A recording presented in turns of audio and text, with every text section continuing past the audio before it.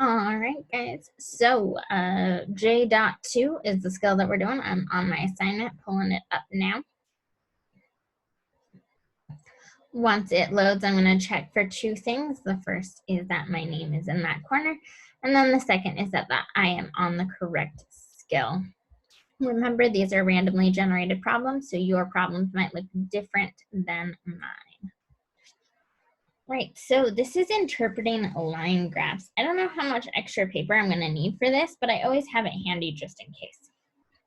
All right, so Dr. Suzuki, an anthropologist studying communication trends, noted the amount of mail sent during various decades.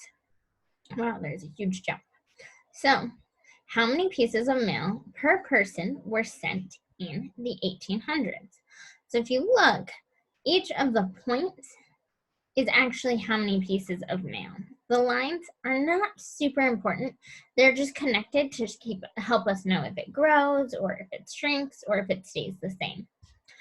Now, over here on the side, it says pieces of mail. So this is the number of mail. And then this down here on the x-axis is the years. So it says in the 1800s, so I'm going to go to the 1800s, look for the year that matches, and I'm going to go up, and it says 1. So I'm going to put 1, hit submit. Perfect. Okay. So it doesn't look like I'm going to need this as much, so I'm just going to pull it over so I can do this a little bit easier. Okay. Ron, an analyst at a shipping company, reviewed historical postal rates in order to predict future rate increases. So once again, the lines don't matter as much as those points in between. What was the postal rate in 1970? So first, the years are down at the bottom. The prices are up along the sides. So that y-axis is the prices, and the years are down below on the x-axis. I find 1970, which is right here. I'm going to follow it up till I hit it. Okay, so it's right there. And then I look over, and it is 6 cents. So 6 cents. Type a 6, hit submit. Perfect. Ooh, this one has a lot more variation than the other graphs we saw. Janet's parents kept track of the number of times the attendance office called to report that she had been late to school. So we have November, December, January, February, and March on the x-axis, and then the number of times she was late on the y-axis. So in February, how many times was she late?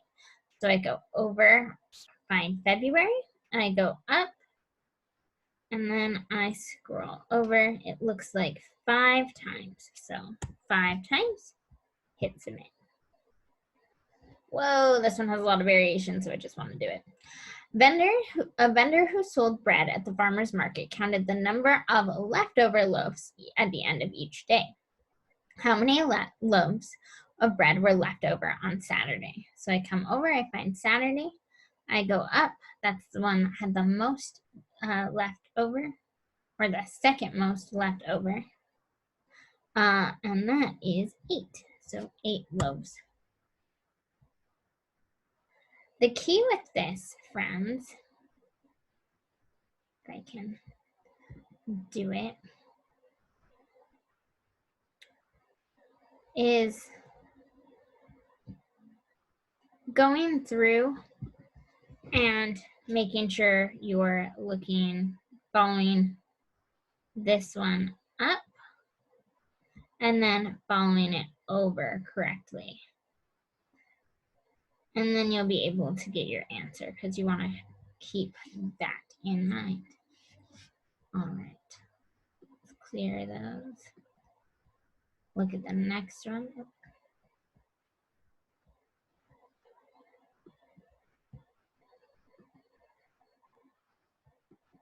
Okay.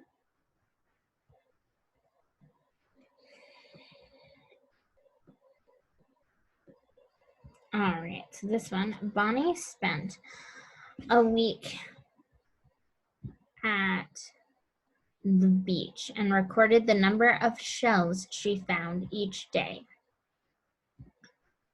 So, looking Sunday, Monday, Tuesday, Wednesday, Thursday. Okay, those are the number of shells on the y-axis.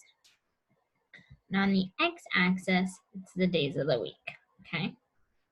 Did Bonnie find more shells at the beach on Monday or Wednesday? So this is Monday. I'm gonna go up. And this is Wednesday. I'm gonna go up. So I'm looking, which one did she find more? Well, on Wednesday, if I go over, she found 8. But on Monday, she found 9. So she found more on Monday. And that's all you're gonna do. All right, bye guys.